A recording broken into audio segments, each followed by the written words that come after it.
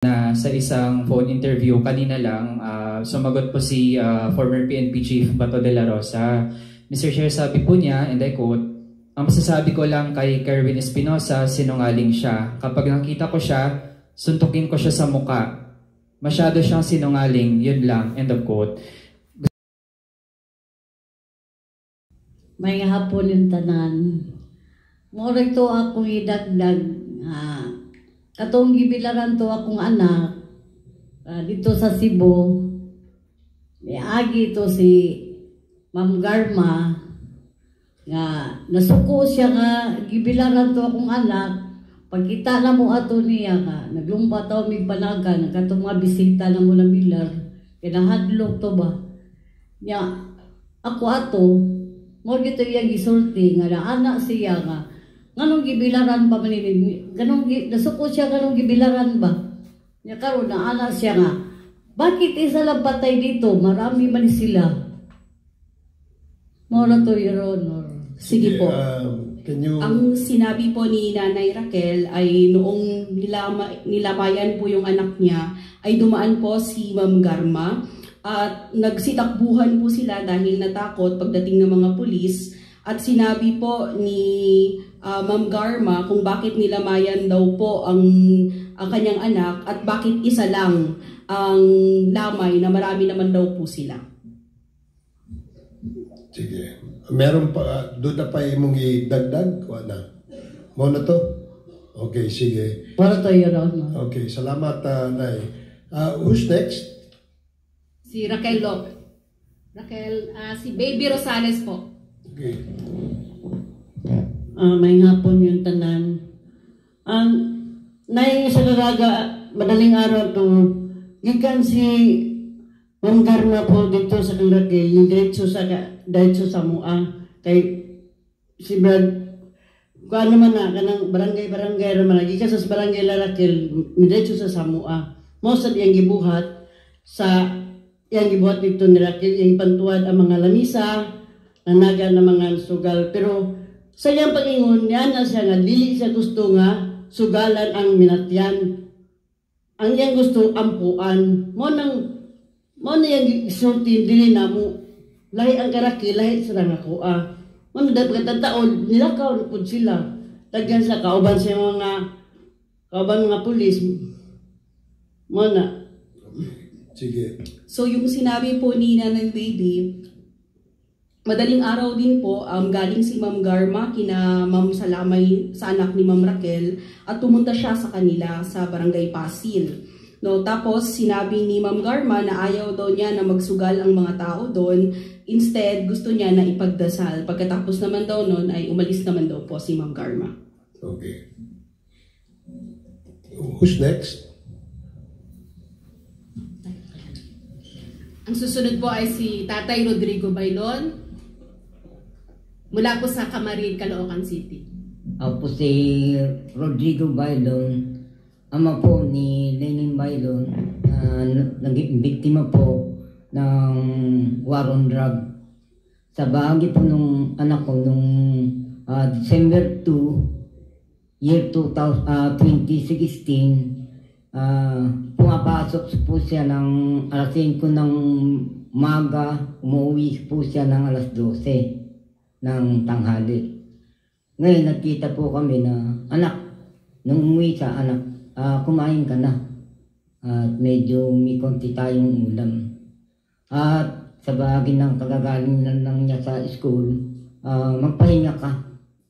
Para nung ako mamaya, yung kung meron ka mang gagawin, ay magagawa mo.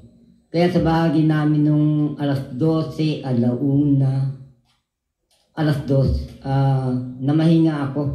Dahil sa hirap din ng buhay namin na may 12 anak ka, 13 anak, pang 13 po si Lenin Byron. Siya na taong gulang, grade 4 student. Ngayon pagpapatulog po yung alas 2, medyo nakapagpahinga po ako at hindi ko namang inaasahan na si Lenin ay umalis ng bahay, nagpunta po dun sa kapitbahay ko, kung saan po siya nagkakaroon ng konting sideline para dagdag na baon pagkapapasok siya tuwing umaga. Sa bahagi po nung ganung pagkapatuloy ng oras na yun, ay sa may harapan ng computeran na pang-apat na bahay po sa amin, doon po siya nagano ng kurtina, nag-trim ng kurtina at saka punda ng unan para kumita ng kahit konti, pandagdag po sa tatay niya. Doon sa konti rin po namin kinikita sa aming tindahang maliit. Bilang electrician din po ako doon sa aming lugar. Ngayon, bahagi po nung ganung pangyayari, alas 3, andun po siya, alas 4, ganun pa rin po yung ginagawa niya. Hakot ng kurtina doon sa tinatayan, punta po siya doon sa may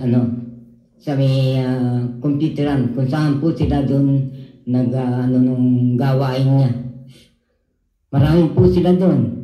Ngayon sa bagay ng oras na alas 3, alas 4 hanggang alas 5, nagkaroon po ng hindi namin inaasahan na putukan, mga baril na umano po ng sunod-sunod na putok na 8 bala yung pinakawalan.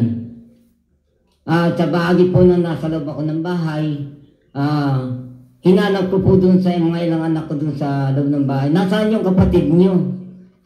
Tay, andun, po siya dun sa may harapan ng computeran, nagtitiklop ng kortina. Ngayon, yung nagputukan na yun, lumabas kami, wala na mga tao dun sa labas.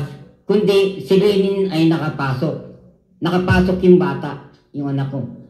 Nakapasok dun sa computeran. Na hindi ko naman inasahan. Sabi ng anak ko, tay, wala nang nangyari dun sa kapatid ko eh. Andun ay kasi sa nagtago sila dun sa loob ng computeran. Ngayon, balik ako ng bahay. Tinignan ko na malinis yung patrok papunta dun sa may highway. Kaya sa na yun, bumalik ako. Mga ilang saglit. Nagsigawan na. Sumigaw yung mga kapitbahay ko. Tatay Rod, Ninong Rod, si Lenin. May tama ng bala. May tama ng baril putukan. Lumabas ako. Ngayon yung pedicab na motor, pinano na para isakay yung bata. At yung isang sugatan na bata na siya na taong gulang din. At may dalawang babae kaming nakita doon sa may malapit sa tahihan ng kortina at saka punda na nakabulagta dahil doon sa putukan na nangyari. Yung hindi ko nga inaasahan na yung isa pala sa anak ko, yung tinamaan ng bala sa left side ng kili-kili.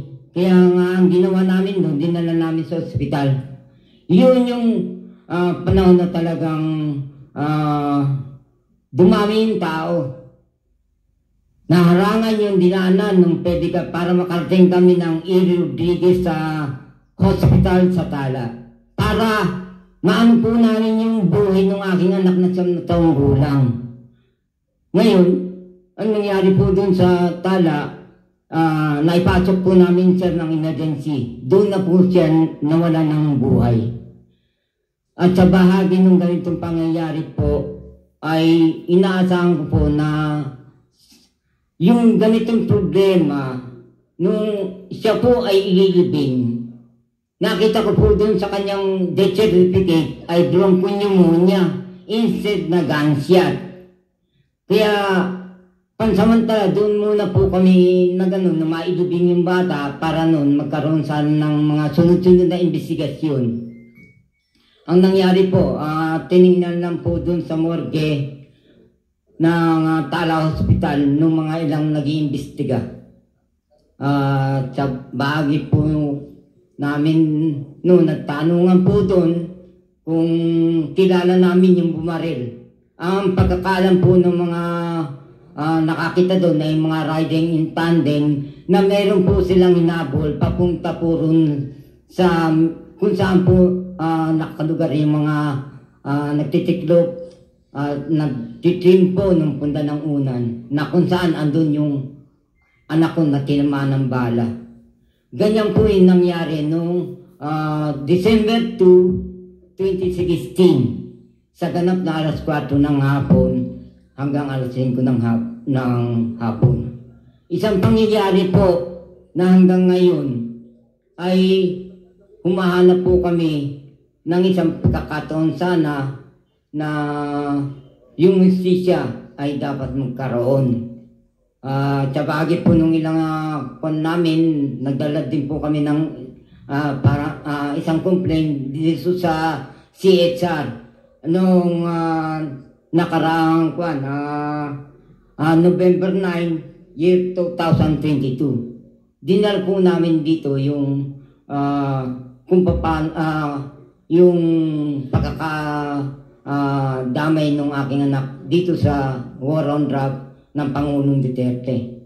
Na hanggang ngayon, ang isang masakit doon, inuulit ko, nakalagay doon sa panampuninarya yung sa death certificate ay bronchopneumonia. Kaya isa sa pangyayari din po mula doon sa kanyang pagkakadamay sa kanyang war on drug, naging problema din po namin kung ano yung totoong pangyayari doon sa pagkamatay ng aking anak. Hanggang ngayon, humingi po kami ng hustisya sa ganitong pangyayari na naganap dito sa ganitong isang parang polisiya ng war on drug. Yun lamang po. Okay. Salamat. Mr. Chair. Yes, Congresswoman. Yes, Mr. Chair, we have two more relatives of victims, Tessam Castillo and Randy De Los Santos. You're very familiar with that kasi si uncle po siya ni Kian De Los Santos. So, pwede po bang bigyan natin ng konting time, short lang, na pagsasalita din yung dalawang kasama natin dito. Sige po, please make it short. Good afternoon po, Mr. Chair. I'm not a relative of the victim, but we're part of the Arnold Janssen Kalinga Foundation founded by Father Flavio Villanueva. And he founded also the program Paghilom in 2016. So kami po ay nag-represent din sa mga biktima. Ang problema lang ay kahapon lang po namin na tanggap ang invitasyon. Pero ang isang gustong mabahagi ni Father Flavio Villanueva ay ilan sa mga huling salita ng aming mga biktima bago sila pinatay. Gaya ng, maawa na po kayo, may test po ako bukas. Excuse me po, ma'am. May I know if you've taken your oath? Hindi po. Sige, pwede po bang mag-oath muna tayo para, ano po, Comsec, please administer the oath. Kayo lang ba? Sige, do you swear to tell the truth, the whole truth, and nothing but the truth in this public inquiry? So help you God. Thank you. The oath has been administered, sir. Thank you. Thank you, Comsec. Please continue. I'm sorry for the interruption. Mr. Chair, ilan po ito sa mga gusto namin ibahagi, mga huling pananalita ng aming mga biktima. Maawa na po kayo, may test po ako bukas. Galing po yan kay Kian De Los Santos, 17 years old na pinatay. Tatay, bakit ako binaril ni Omar? Galing po yan kay Aldrin Pineda, 13 years old, pinatay. Pangarap ko maging pulis tulad ng papa ko. Ito po ay si Micah Ulpihan, 4 na taon. Wag po, wala po kaming kasalanan. Sinambit po ni Jemboy Baltasar, 17 years old. Ito po ang mga batang pinaslang ng mga pulis. Hindi kailanman maaring sabihin na collateral damage at shit happens, gaya ng sinabi ni Senator Bato de la Rosa. Buhay ang pinag-uusapan, hindi operation. Ang katotohanan ay ang patayan ng war on drugs ay war against the poor and the poorest of the poor. Yung mga statistics po namin sa aming foundation, pinapakita po na meron po kaming under our care 300 families. Mula dito sa 300 pong figure ay 132 ang may drug history at inamin nila yon, ngunit ang iba ay wala. 0 or walang mga nagdodroga nung pinatay sila. 0 ang nanlaban at ang lahat sila madudumi ang paa. So ang maliit lang po ang aming foundation, Mr. Chair, ang program Paghilom, ngunit mayroon po kaming 261 orphans na tinutulungan sa educational assistance. Mayroon po kaming 312 na families na tinulungan para in journeying with them in their grief. Ang pinakahuli po namin proyekto ay magtayo ng isang memorial site for the EJK victims. This is the first EJK memorial site sa Dambana ng Paghilom. Inalok po sa amin ni Bishop Ambo, now Cardinal Ambo David. Nalaman po kasi namin, Mr. Chair, na karamihan sa mga pamilya namin, nung pinatay ang kanilang mahal sa buhay, ay nagre-renta lang po sila ng yung tinatawag na apartment for rent, yung mga nicho. After 5 years pala ay kung hindi mo makukuha yung mga buto o yung body, ay nilalagay na lang po sa sako, walang label, walang pangalan, at nilalagay na lang po sa alis. At hinabol po namin to, nag-fundraise po kami para i-exhume yung mga body. So far, we've exhumed 105. At nalaman din po namin doon sa autopsy ni Dr. Raquel Fortun na almost 95% ng inautopsy niya ay hindi natural cause. Kagaya ng binanggit kanina, hindi natural cause ang kinamatay nila, kundi mga bala. At pinapakremate po namin to at nilalagay sa urn para magkaroon ng dignified burial. Ilan po to sa aming mga proyekto, tumutulong sa mga pamilya, pero iilan lang po ang natutulungan namin, kaya 312 is only not even 1% of the 6,000 na sinasabi ng PNP na namatay o pinatay dahil sa tokhang. So sana makapagbahagi din si aming field coordinator na Uncle Nicky de los Santos. Magandang hapon ho sa lahat. Ako po si Randy de los Santos.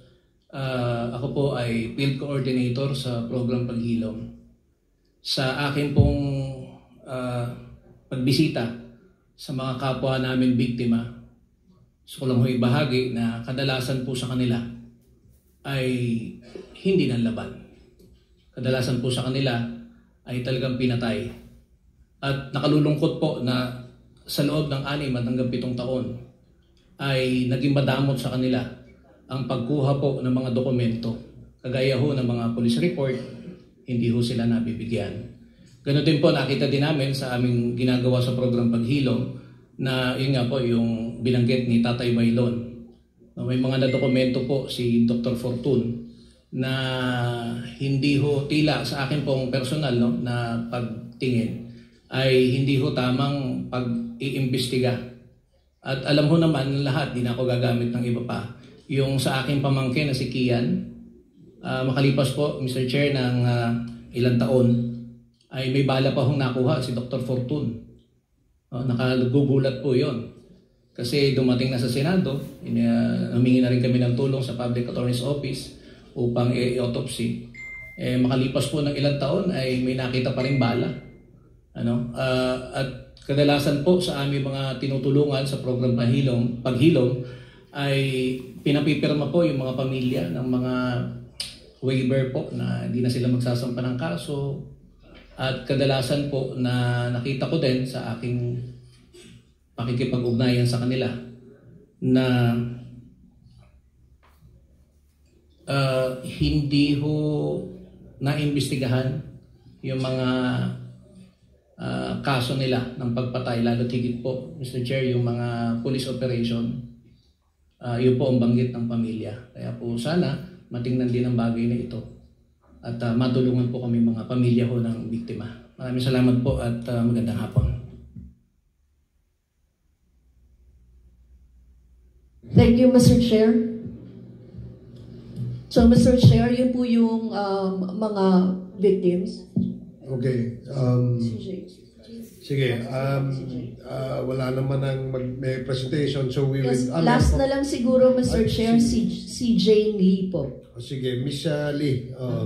Magandang hapon po sa inyo lahat. Ako po si Jane. Ang biktima po sa akin ay ang asawa ko. Pinatay po siya ng riding in tandem noong March 20, 2017. Kami po ay may 3 anak na pare-parehong nag-aaral ng mga panahon na yon. Pero bago po yun, noong 2016 marami pong patayan doon sa lugar namin. Ang Bagong Silang po ang pinakamalaking barangay sa buong Pilipinas.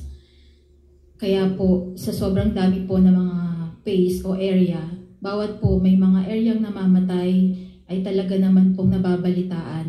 Bawat lugar o kasulok-sulukan ng patwalk, sabi nga po nila. Yung iba pong mga namatay noong 2016 ay kilala ko po, kapitbahay, meron pa pong kumpare, kaibigan. At noong mga panahon na yun, kasama ko po yung asawa ko na nakikidalamhati. Pumupunta po kami doon sa mga pamilya na namatayan kasi kilala po talaga namin sila. Kaya hindi ko po inaakala na noong 2017 ay magiging biktima din po ng patayan o ng EJK yung asawa ko.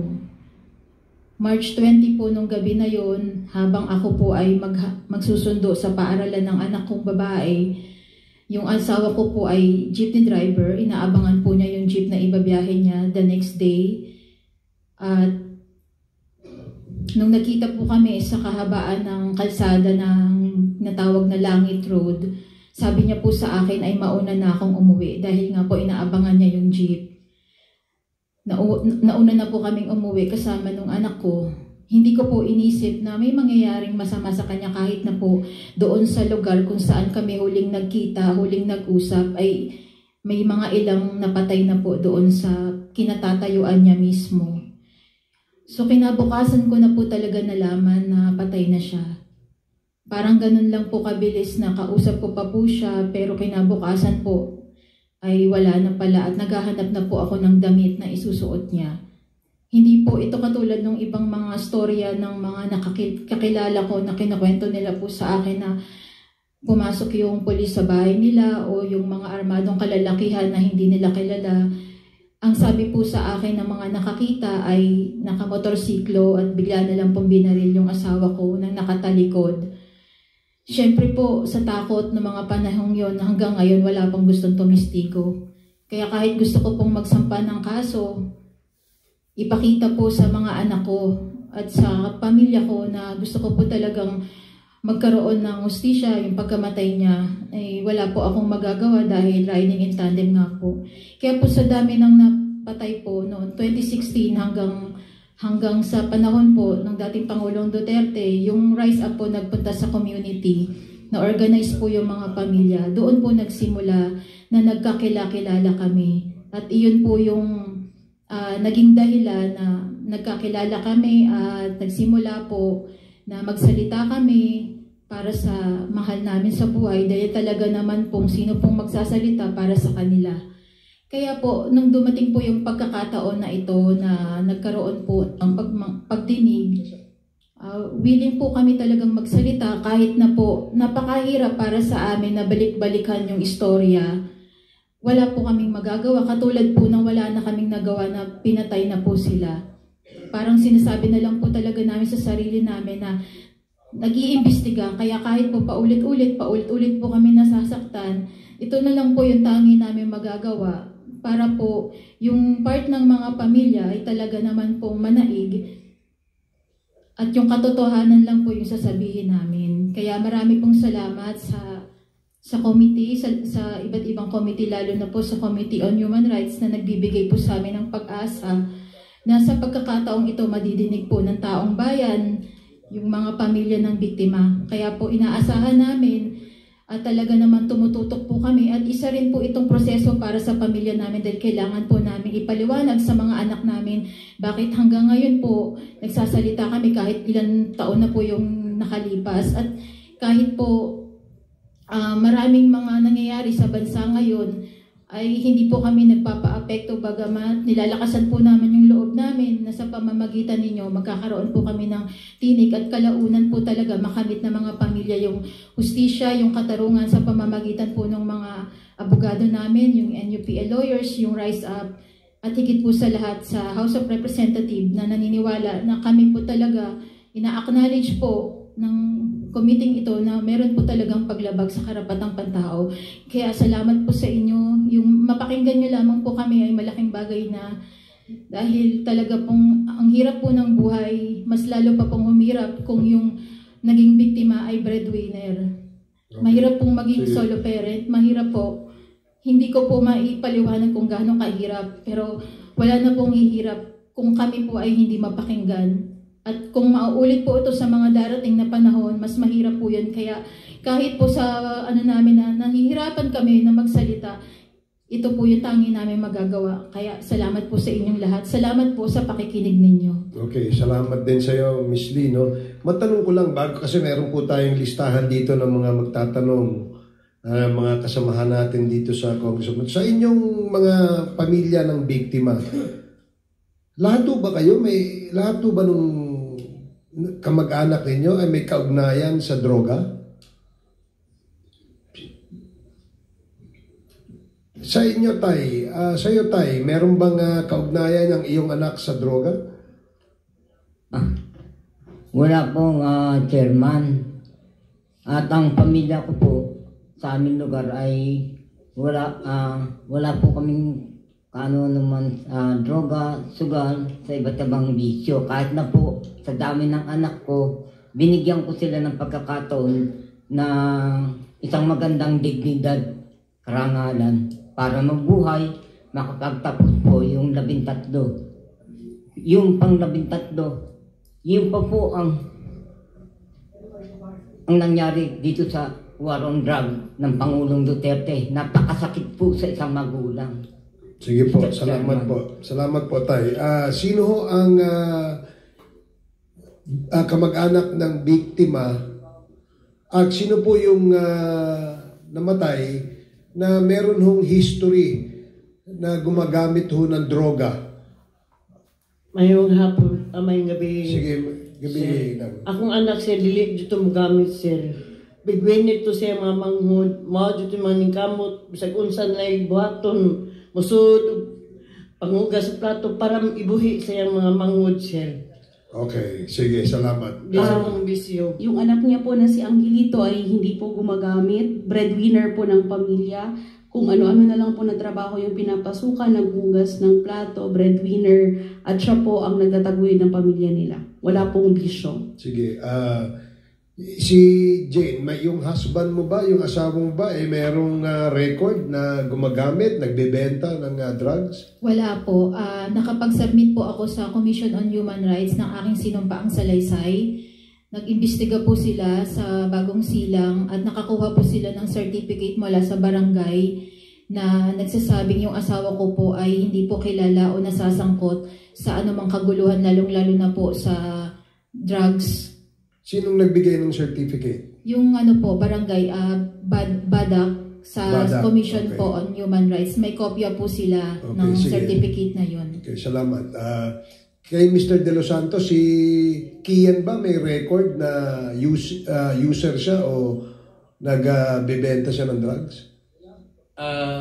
Nung matapos pong mapatay, pinaratangan lang nila na involved sa droga yung bata, pero wala ho silang nailabas na patunay para dito. Ilang taon po yung si Kian ho nang pinatay noong August 16, 2017 ay 17 taong gulang po. Okay, sige, salamat po. Now, we will proceed with the interpellations. Ang una pong nakalista dito na magtatanong ay si Congresswoman Franz Castro. Si Raquel, pwede natin tanungin kung involved yung kanyang anak na napatay sa drugs o ilang taon na yung anak niya? O anak, ato At yung anak ko, si Randy Lopez, namatay siya, 28 yung edad, duhay ang anak. Kato siya, Your Honor, magamit lang ito siya. So, gumagamit siya? Oo. So, hindi siya... Nagdag siya po? O dili? Wala siyang mamaligya? Wala, Your Honor. Sige. So yun po, yung anak niya po na si Rabi Lopez, 28 years old nung pinatay, may 2 anak. Gumagamit po pero hindi po nagbebenta. Okay, sige, salamat. So now we can proceed with the interpellation. Congresswoman Franz Castro, you're recognized. Mr. Chair, very quick Mr. lang. Chair, may yield first With the indulgence of reference, very short lang, because it's a sensitive matter regarding our resource persons, Mr. Chair. Okay, please proceed. Yes, And Mr. will this Chair. be taken from the time of Congresswoman Castro or... Very quick lang, Mr. Chair. Okay, please. Kasi Mr. Chair, ito nabalitaan po natin na sa isang phone interview kanina lang, sumagot po si former PNP Chief Bato de la Rosa. Mr. Chair, sabi po niya, and I quote, "Ang masasabi ko lang kay Kerwin Espinosa, sinungaling siya. Kapag nakita ko siya, suntukin ko siya sa muka. Masyado siyang sinungaling, yun lang." End of quote. Gusto ko lang i-point out, Mr. Chair, na dapat hindi po natin i-tolerate yung mga public officials na nag-threaten ng violence sa ating mga resource persons. Lalo na po, papasok na tayo sa point na magtatanong tayo sa kanila. And of course, Mr. Chair, sa mga sasabihin nila, factual naman yon, di natin maiwasan. May matatamaang mga opisyal, past or present. Mr. Chair, hindi din po pwede na yung mga hindi po nagpa-participate dito sa ating deliberations, kahit na binibigyan po sila ng chance at merong overwhelming evidence pointing to their role in systemic violence and other issues tackled here in the Quadcom, di po pwedeng nag-aastang bully sila o astang pikon. So Mr. Chair, again, we should not tolerate that, and it is our collective task to ensure the safety of our resource persons, lalo na po yung mga pamilya ng mga naging biktima. Yun lang po, Mr. Chair. Salamat. So, Mr. Chair, can I continue? May I continue, Mr. Chair? Yes, thank you. Congresswoman. Thank you.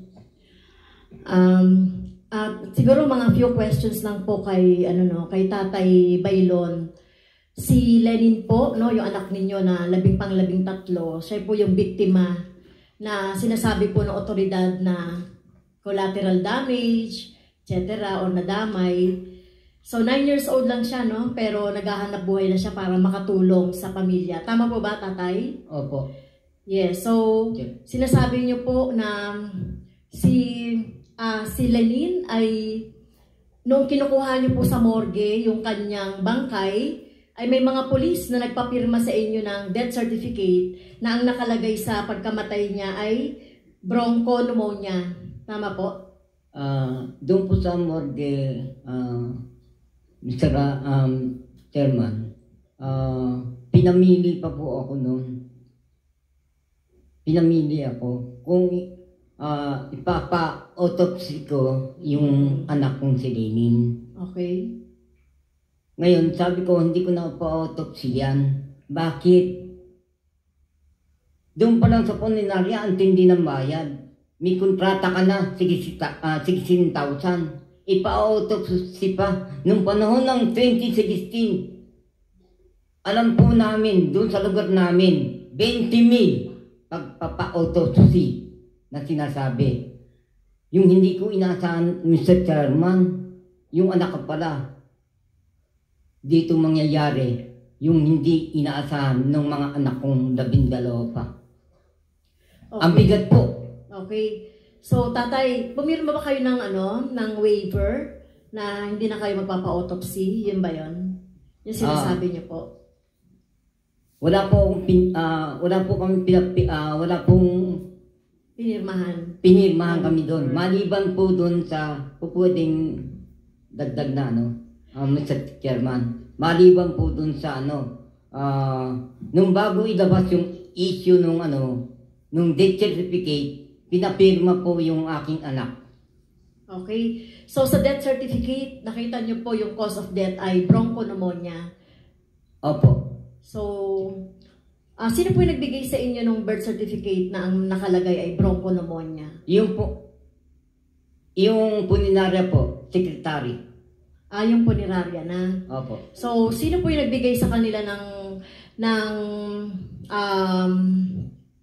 information na bronchopneumonia yung kinamatay ni Lenin? Yun po yung naging kon po dun sa kung bakit kami napapirma dun sa Weber eh. Sila na daw po ang bahala. Kung ano man po ilalagay dun sa... Sino pong sila? Yung punerarya? Yung punerarya po. Kung ano po ilalagay dun sa... Ano po yung puneraryang yon? Yung 3 lights po. Apo? 3 lights. 3 lights? So pinapirma kayo na ang kinamatay ni Lenin ay bronchopneumonia. So tinutulan niyo po ito, di ba? Tatay? Tinutulan na po namin after namin mailibing si Lenin. Kasi hindi po namin mailibing yun. Kung hindi kami bipirma dun sa sa waiver. Opo. At saka walang death certificate. Hindi siya maililibing si Lenin.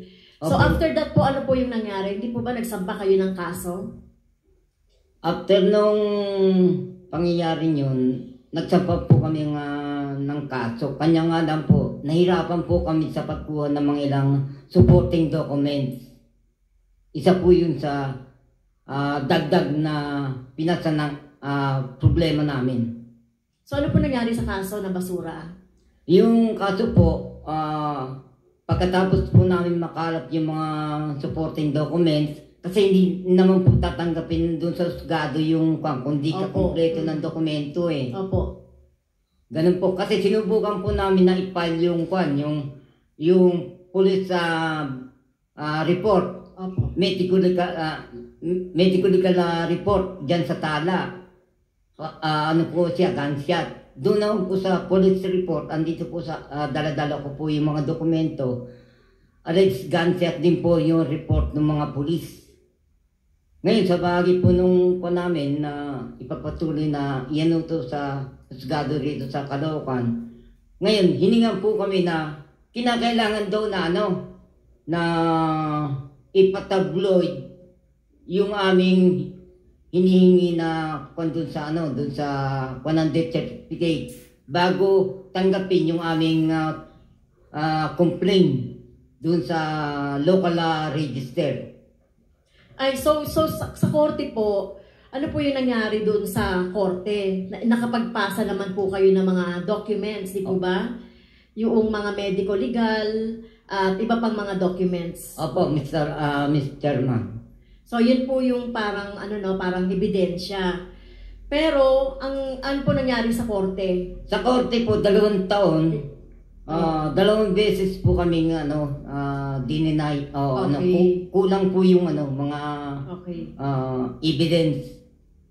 Pero hindi po kayo sumuko, tama? Ay, hindi po kami sumuko. Okay, so noong November 24, 2020, dinala niyo yung petition sa Court of Appeals. So ano po yung naging decision po ng Court of Appeals? Appeal po kami dun sa Court of Appeals.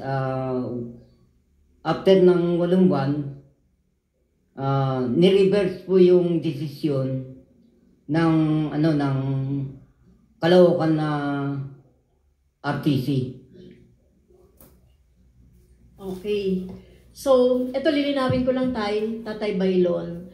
Yung pong naglagay doon sa death certificate ng bronchopneumonia ay punerarya o police. Isang doktor po ng punerarya na nilalapitan nila. Okay, so ang in-advise po ay hindi po police ang nag-andon. Alaman po ng pulis yung mangyayari eh. Hindi na po ako masyadong inanod gawa ng nasa panahon po na lito po yung aking Okay. So, Mr. Chair, ito yung kaso na baka mas marami pang ganito na bata, 9-year-old, na kumbaga collateral damage, na biktima siya ng riding in tandem na hindi naman siya yung target pero nadamay.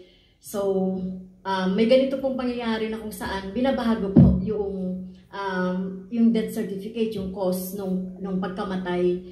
So baka po mas marami pa yung mga nangyayaring ganito na sana ay malaman din natin. Alam niyo po, Mr. Chair, dito sa pag-iimbestiga natin sa Quadcom, dumadami na po yung mga pamilya, mga biktima ng extrajudicial killings. Kanina nga po yung video kanina na pinakita, galing po yon sa mga biktima na nagmisa kanina na pinangunahan po ng mga pari. So kung makikita po natin yung mga ganitong mga pangyayari po, Mr. Chair, talagang nakakalungkot po. At dito nakikita natin, Mr. Chair, sa lahat ng mga pangyayaring ito, kahit sa pinakita ng mga video, talagang ang dapat talagang tignan dito ay yung sino ba yung may polisiya, sino ba yung mga nag-utos ng mga ganito, but whether it is police or vigilante killings or whatever. So kung walang policing ganyan na tokhang, itong war on drugs, ay hindi po mangyayari ito.